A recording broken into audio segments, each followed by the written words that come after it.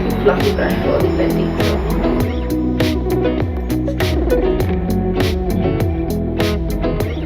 Done perfectly. And moving on to the next thing, we need to actually curl your eyelashes. So I use an eyelash curler for this.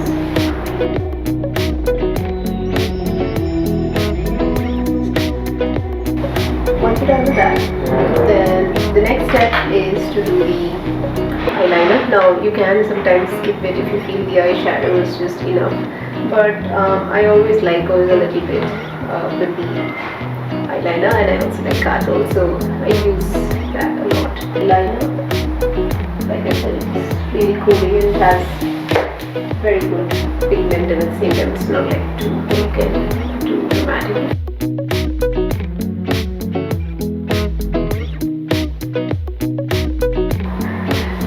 Doing the eyes almost immediately brightens the face.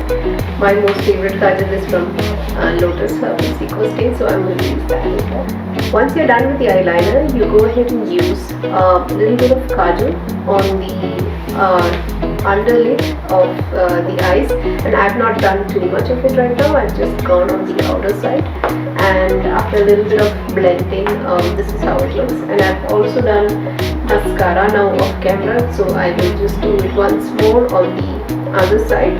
So this is Loreal Voluminous Lash Paradise. I like this because this is a little clunky, but I don't mind it because I like having a little volume to my eyelashes, especially for photo shoots. Next step is contouring. Now contouring and highlighting is one of the steps that you could possibly do during photo shoots. Maybe not necessarily when you're going on an everyday makeup sort of a look, and that time maybe just a bronzer would be fine, and blush and highlighter, and that's it. But when it comes to a photo shoot, usually you do need a little bit of contouring, and I think contouring really adds a little more structure to your face, and if you do want a more chiseled look in the photograph, then this is what you should do. So let me just show you. So I'm using the Maybelline Face Duo Stick. This is my second one now, and I already finished one because the contour part of it is really small, and we use more of the contour part rather than the highlight part. So I'm using the medium shade in this one, and I find this really good, although it does create some sharp lines. I prefer it to K. Now I had also bought the K contour stick, the crayon, but I didn't really like this because this was creating very sharp lines and it was very difficult to blend it. So my experience, I think this one is really good. So this, especially the cheek area, if you want to really contour it, so what you do is you just suck everything inside like that.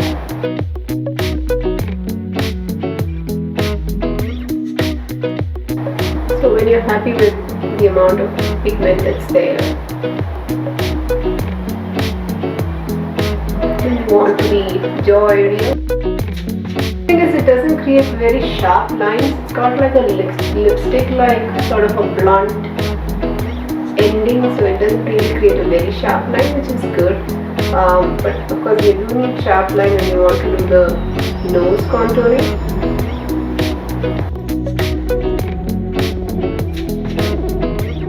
For the forehead as well, if you feel you have like a high forehead, then you can actually go ahead and do on the forehead as well. So that's pretty much it.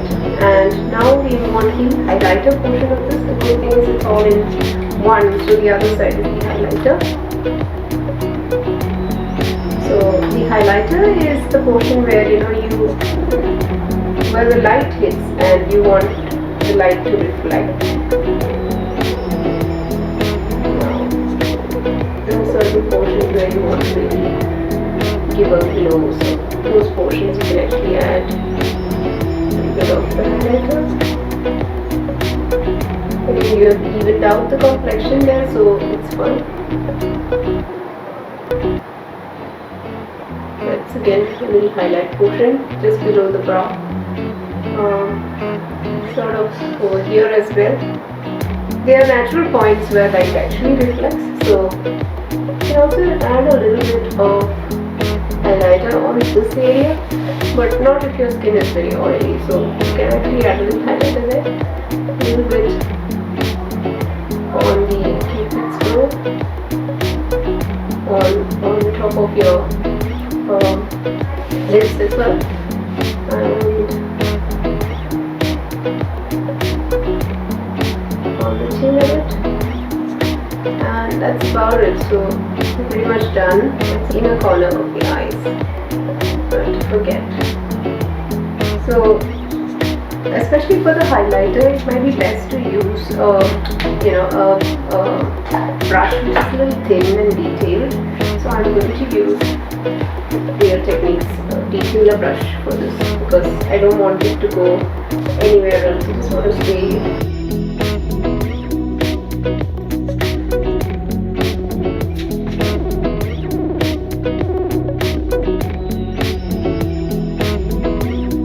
Buffing, I'm going to use a contour brush from Real Techniques. So this one has been my friend for a very long time. So what you do is, slight round sort of blending movements is what's required to actually blend out and smoothen these lines, because these are kind of like round lines, and as you can see immediately there is a cut that is coming.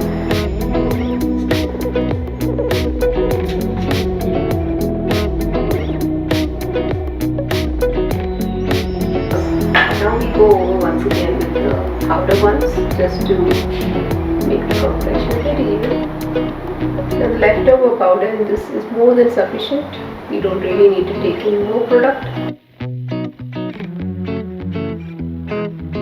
Yeah, so I'm using a Fit Me blusher, and I find this pink really suits me quite well. So for blusher, I'm using a really large, fluffy blusher brush. And again, for photo shoots, we don't really use a lot of blusher. You don't want to look very, fun. So just a little bit, dab a little bit, be fine.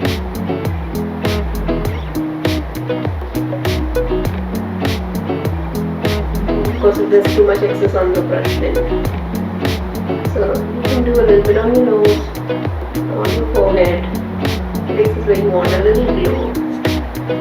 Blusher really works. Got the much needed glow now.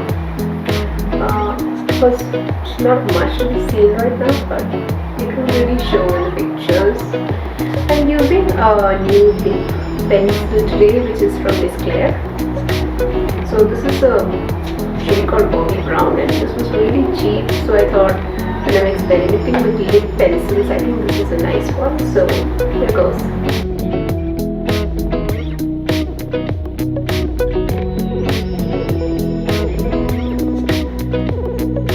Since it's all browns, I decided to do a completely brown lipstick as well.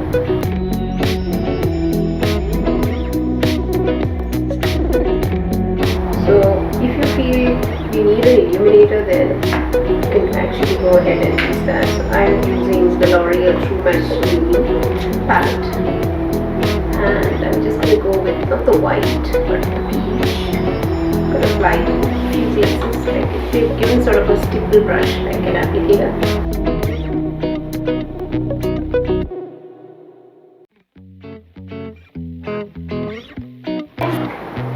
I'm using the Wet n Wild Photofocus Natural Finish Setting Spray, and essentially what this does is this kind of completely sets and gives it a really dewy kind of finish.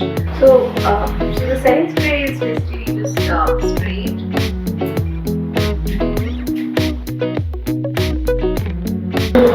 Dry it out. If you have a small fan, then spray it onto your see what it does, immediately it sort of sets the makeup and gives it a really glowy, kind of dewy kind of finish. So I'm going to do my hair and come back while this. Okay, Okay, so this is the final look. So as you can see, this is really suitable for photo shoots and for styling, and also if you want to do videos and video blogging. So these are really photo ready sort of makeup, and also probably in an occasion where you would get photographed a lot, again you can use this sort of a makeup. And so feel free to try out some of these things, or maybe add on your own things, and please let me know if you have any tips and tricks and suggestions of your own to share. Please leave it in the comment box below, or you can DM me. And if you like this video, please give it a thumbs up, and if you would like me to do any other videos, please let me know, and I will be more than glad to do it. So till then, keep stylish.